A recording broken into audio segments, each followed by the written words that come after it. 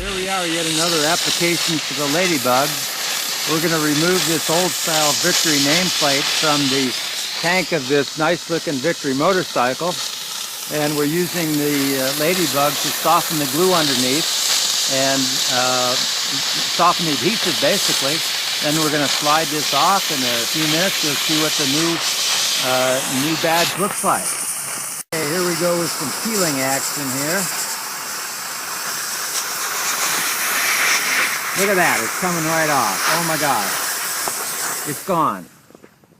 There she is. Good stuff. All right, here we are with a new Victory badge on the bike. Off comes, the old one came off. We steam cleaned it off. Now we've got the new one on. Looks great.